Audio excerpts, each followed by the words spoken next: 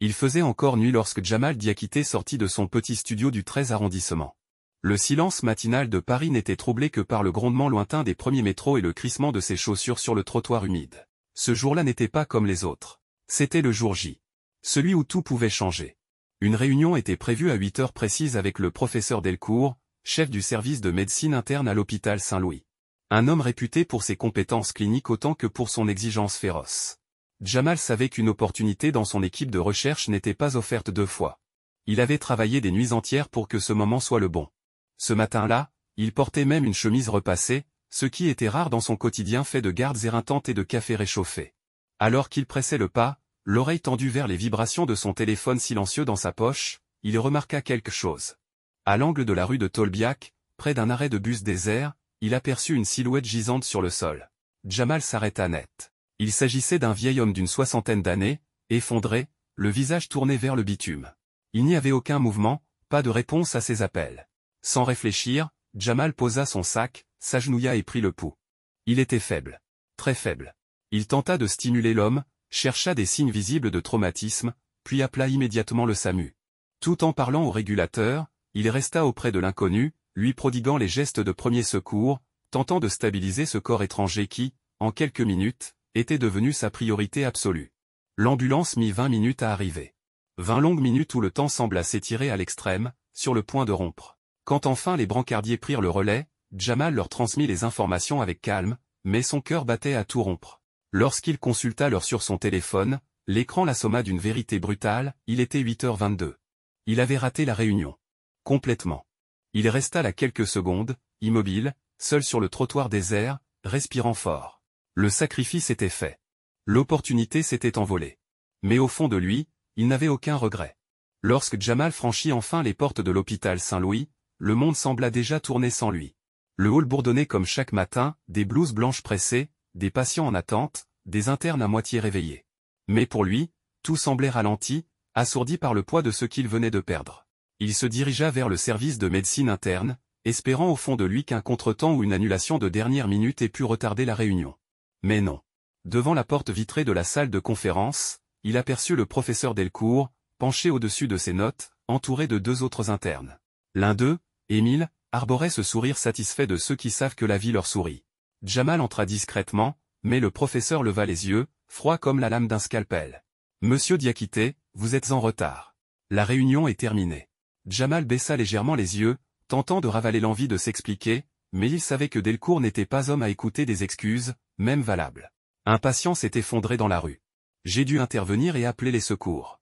Je n'avais pas le cœur à passer mon chemin.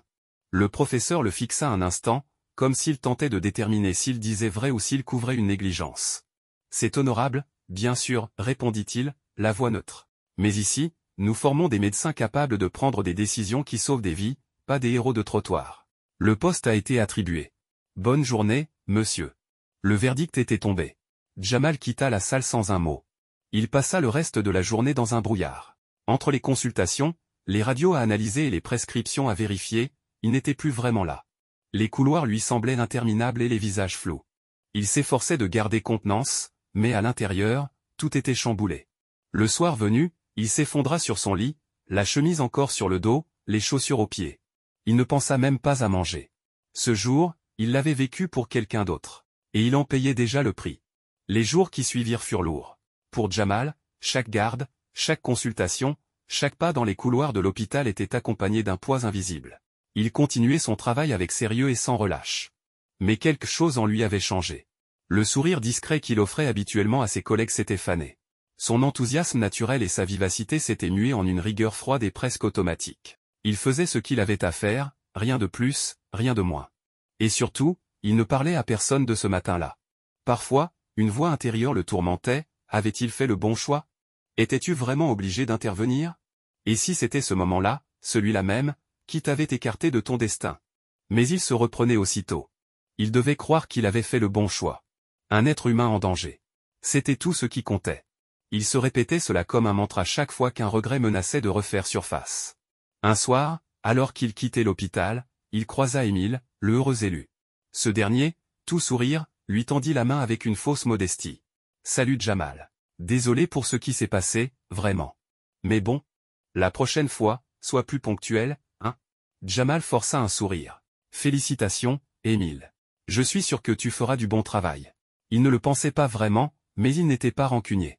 Plus tard, alors qu'il rentrait chez lui, il s'arrêta devant l'arrêt de bus de la rue de Tolbiac, l'endroit où tout avait commencé. Il observa un moment le trottoir, comme s'il espérait y trouver une réponse.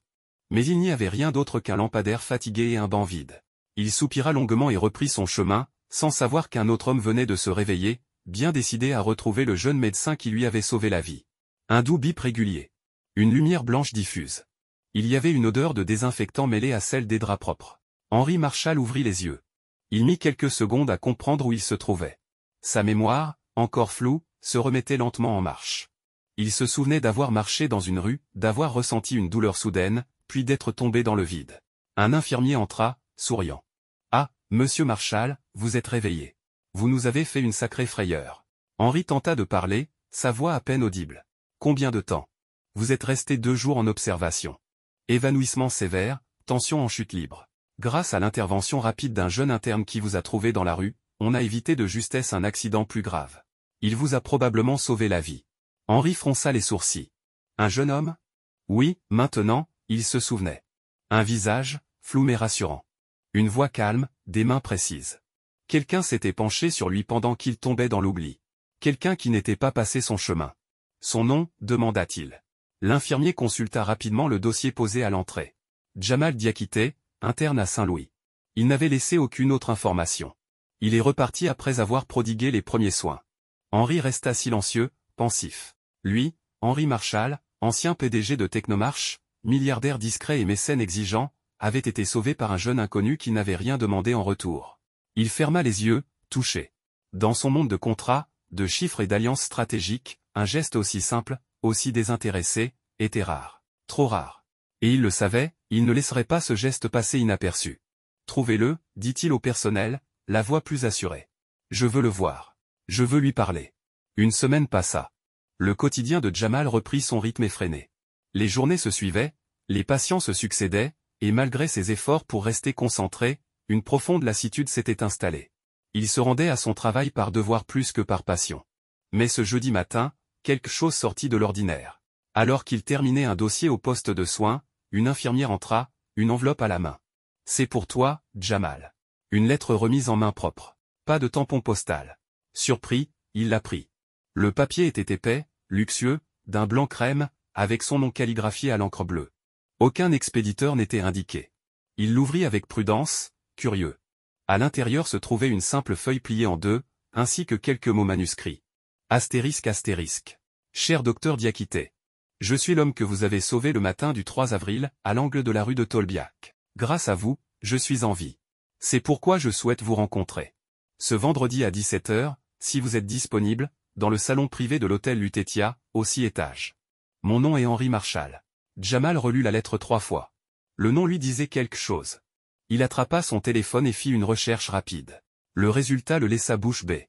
Henri Marchal, créateur de Technomarche, pionnier de l'intelligence artificielle française, il était retraité depuis quelques années mais figurait toujours parmi les fortunes les plus influentes du pays.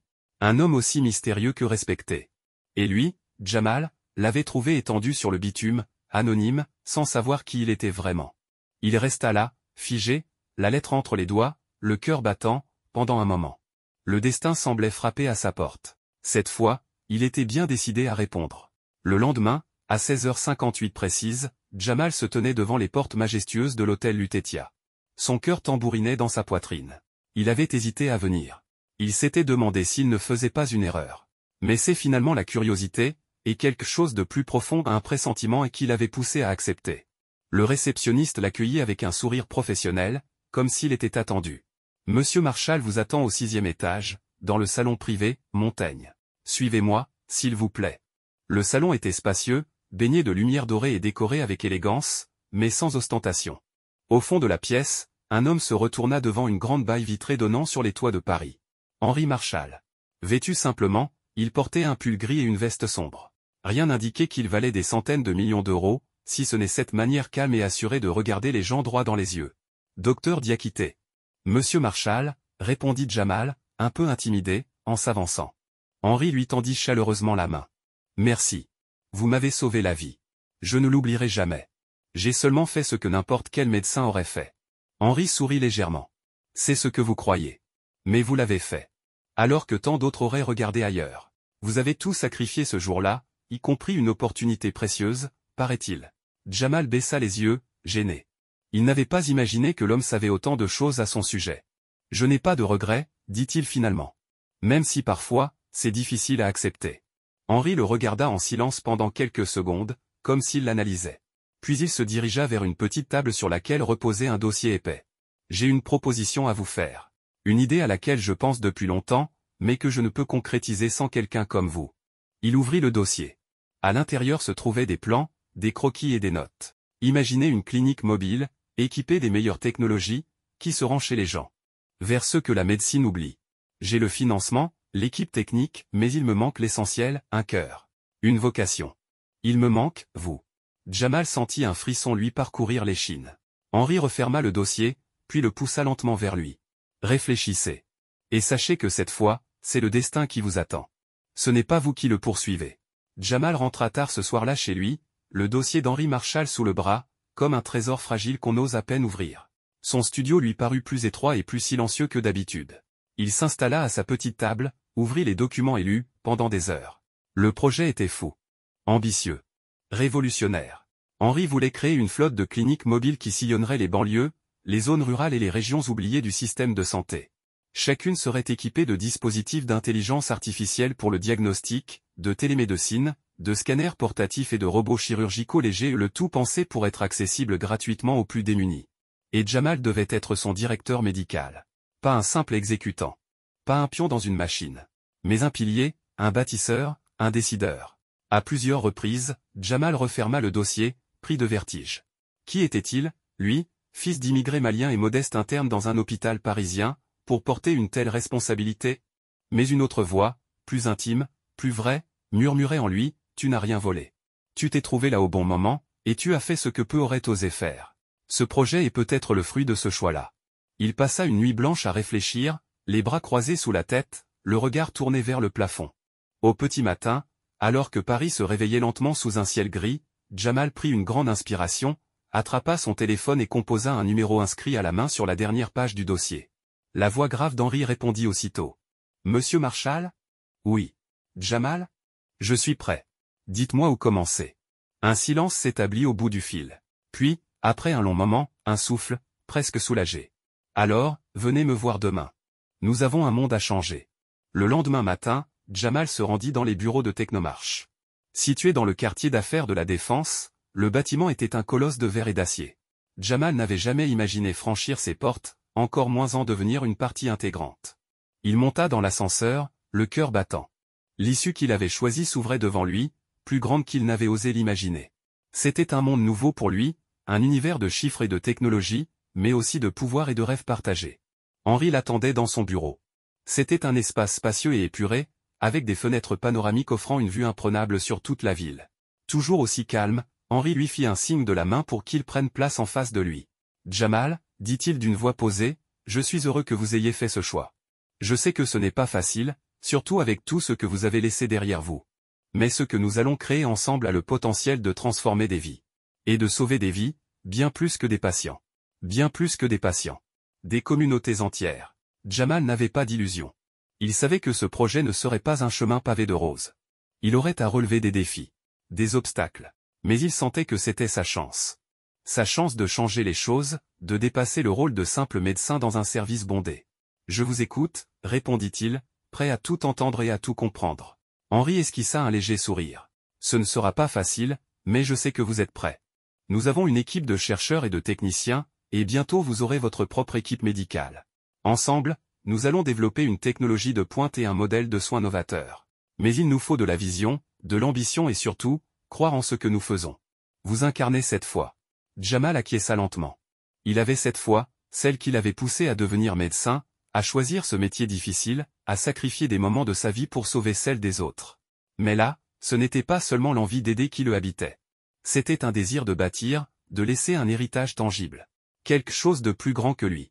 Henri se leva, s'approcha de son bureau et en sortit un petit appareil, une montre connectée de dernière génération. « Voici le premier prototype de notre système de santé mobile. D'ici quelques années, chaque équipe médicale sur le terrain sera équipée de cette technologie.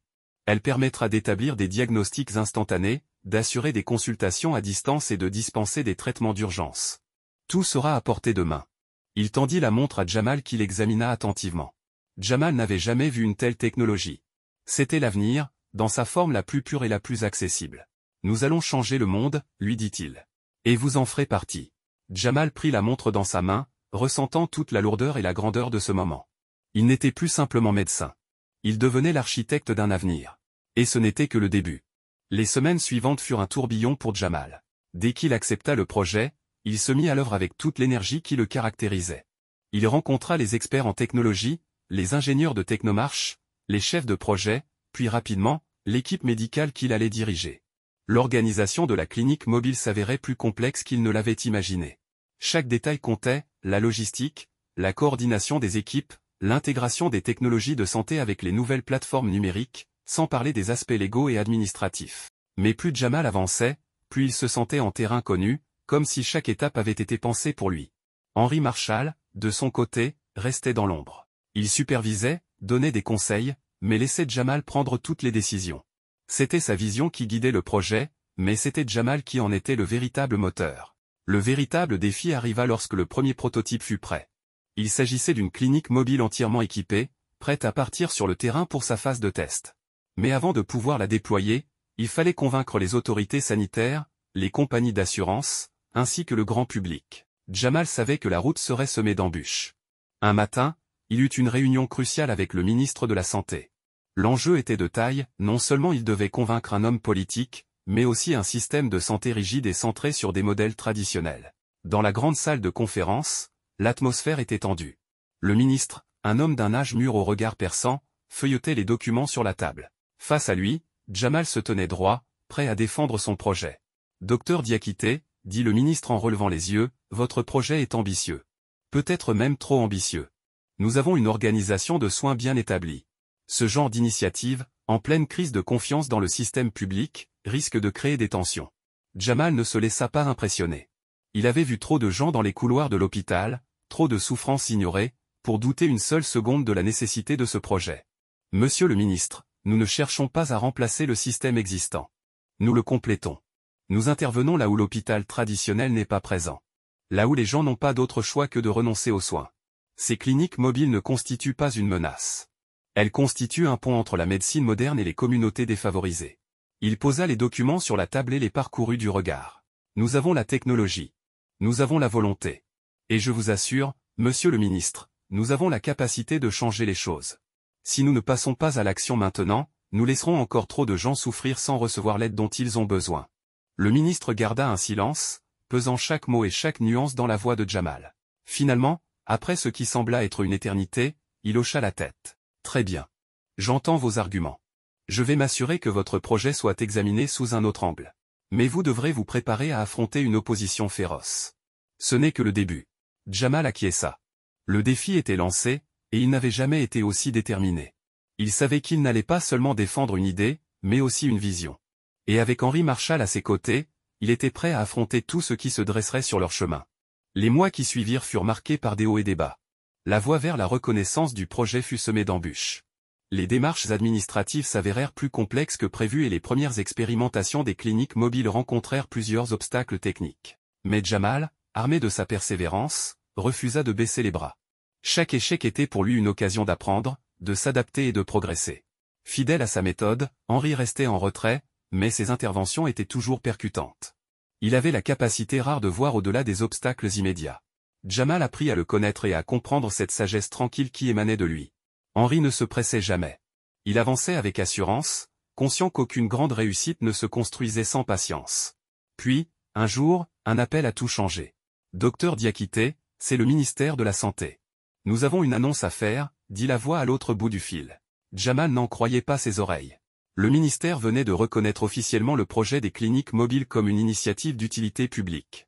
Le gouvernement allait désormais soutenir l'expansion du programme, en apportant un financement substantiel et un plan de déploiement à l'échelle nationale. L'annonce fut diffusée dans les médias, et Jamal devint, du jour au lendemain, une personnalité publique. Le jeune médecin visionnaire qui avait défié le système pour offrir une médecine plus accessible était désormais connu de tous. Ses collègues à l'hôpital le regardaient désormais différemment. Certains l'admiraient, d'autres le jalousaient, mais tous reconnaissaient la force de son engagement. Même son chef de service, le docteur Lefebvre, qui avait autrefois douté de lui, exprima publiquement son respect à son égard. Mais ce qui comptait pour Jamal, c'était le regard des patients. Ce qui comptait, c'était le regard des patients. Les premières cliniques mobiles avaient commencé à sillonner les rues, et les retours étaient positifs. Des familles qui ne pouvaient se permettre des soins médicaux réguliers avaient maintenant accès à des traitements de qualité. Des vies étaient sauvées, et tout cela grâce à l'audace d'un médecin prêt à tout sacrifier pour ses convictions. Un soir, alors qu'il se trouvait dans l'un des premiers hôpitaux mobiles, il reçut un message de la part d'Henri. Tout cela est le début de quelque chose de bien plus grand, Jamal. Nous ne sommes pas arrivés au bout du chemin, mais chaque patient soigné, chaque sourire, chaque vie changée, c'est une victoire. Nous avons un monde à transformer. Jamal sourit en relisant les mots. Il avait trouvé une mission bien plus grande que tout ce qu'il avait pu imaginer. Et ce n'était que le commencement. Le succès de la clinique mobile se propageait à toute allure. De plus en plus de zones rurales et de quartiers urbains défavorisés demandaient à bénéficier de ces services. La demande dépassait toutes les prévisions. Chaque jour, de nouveaux défis surgissaient, mais Jamal les relevait avec une détermination inébranlable. Cependant, un problème inattendu commença à se profiler à l'horizon. Un concurrent puissant, Medtech, une entreprise technologique internationale, annonça le lancement d'une initiative similaire. Elle bénéficiait d'un financement plus important, d'un réseau de partenariats avec les plus grandes compagnies d'assurance et de moyens considérables, dépassant de loin ceux de Jamal et d'Henri. Leur approche était différente, plus industrielle, moins humaine. Mais leur puissance de communication et de réseau était redoutable. Ils commencèrent à faire pression sur les gouvernements locaux pour imposer leur modèle, axé sur l'aspect technologique et les profits qu'ils généraient. Impuissant, Jamal assista à l'expansion rapide de Medtech, tandis que Technomarche, soutenu par Henri et lui-même, se heurtait à des difficultés croissantes. Les autorités sanitaires, initialement enthousiastes, commençaient à hésiter, effrayées par l'influence grandissante de Medtech. Les premières rumeurs ont commencé à circuler. Il y avait des fuites sur la viabilité financière du projet. Des critiques sur la durabilité de l'approche de Jamal commencèrent également à circuler. Il y eut même, dans les médias, des insinuations sur l'efficacité des cliniques mobiles, les réduisant à de simples opérations publicitaires. Henri se montra plus présent que jamais. Il savait que la guerre de l'opinion publique avait commencé, et que chaque décision serait décisive. Mais même lui, avec toute son expérience et sa fortune, n'avait jamais vu une bataille aussi rude. Lors d'une réunion cruciale avec des investisseurs, Henri prit la parole après Jamal, qui était épuisé par les dernières semaines de pression constante. Nous devons nous concentrer sur nos points forts. Nous ne sommes pas Medtech, et la technologie seule ne peut pas guérir un malade. Ce sont les hommes et les femmes sur le terrain, les médecins, les infirmières, les techniciens. Ceux qui écoutent, voient et se soucient de l'humain. Nous misons sur l'humain, pas sur des profits à court terme. Et c'est ainsi que nous gagnerons. Parce que les gens ont besoin de plus que de machines. Ils ont besoin de compassion et de confiance. Et c'est ce que notre projet incarne. Le silence se fit dans la salle. Le discours d'Henri, calme et ferme, résonna profondément dans chaque investisseur présent. Mais Jamal savait que les épreuves étaient loin d'être terminées. Il n'avait pas encore gagné. Le lendemain, alors qu'il se trouvait dans l'un des hôpitaux mobiles pour soigner un patient, il se surprit à se demander si tout cela en valait encore la peine. Peut-être que les choses n'étaient pas aussi simples qu'on le lui avait dit.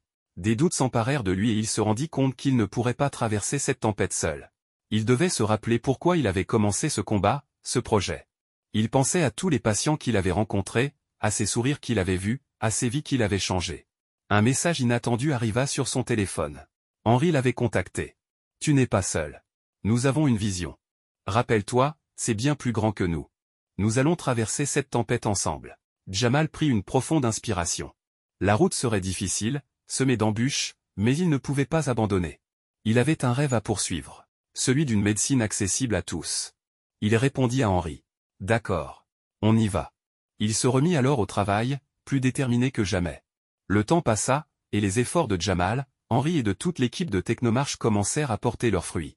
Après des mois de lutte, le projet des cliniques mobiles finit par s'imposer. Ce n'était pas le projet le plus technologique ou le plus rentable, mais il représentait une véritable réponse aux besoins humains.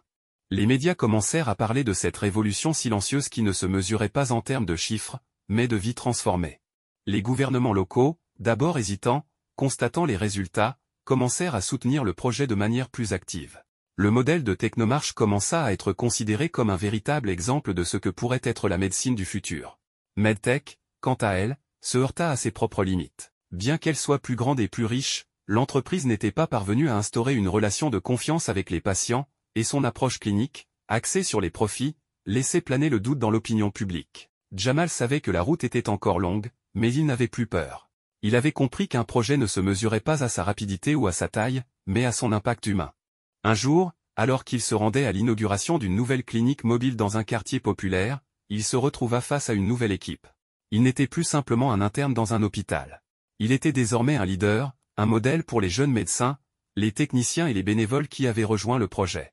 Des jeunes médecins, des techniciens, des bénévoles, tous avaient rejoint le projet. Ils croyaient en lui, en Henri, et surtout en ce qu'il faisait. Lors de la cérémonie, Henri prit la parole devant un public enthousiaste et, fidèle à lui-même, se montra sobre dans ses propos. Ce projet n'est pas le mien. Ce n'est pas le vôtre, Jamal. C'est celui de chaque vie que nous avons touchée. Celui de chaque patient qui ne pensait pas avoir de chance, de chaque famille qui pensait être oubliée. C'est l'héritage que nous laissons tous ensemble. Et ce n'est que le début. Jamal sentit une émotion intense lui serrer la gorge. Il pensa à tout ce qu'il avait traversé, aux sacrifices qu'il avait consentis et à tout ce qu'il avait appris. Il n'était plus ce jeune médecin timide qui avait hésité avant d'agir. Il était devenu un homme de vision, un architecte du futur. Il avait fait le choix de changer sa propre vie, et par la même occasion, celle de milliers de personnes. Il se tourna vers Henri qui le regardait, un léger sourire aux lèvres. Ces deux hommes, issus de mondes différents, étaient devenus les artisans d'un changement profond. Et leur travail ne faisait que commencer. Ce jour-là, Jamal comprit que créer un projet ne suffisait pas. On crée un héritage, un impact qui résonne bien au-delà des frontières de notre propre existence. Il regarda l'horizon, sentant une nouvelle énergie le traverser. La route ne serait jamais facile, mais il avait appris une chose essentielle, les rêves sont possibles, tant qu'on ne les abandonne pas.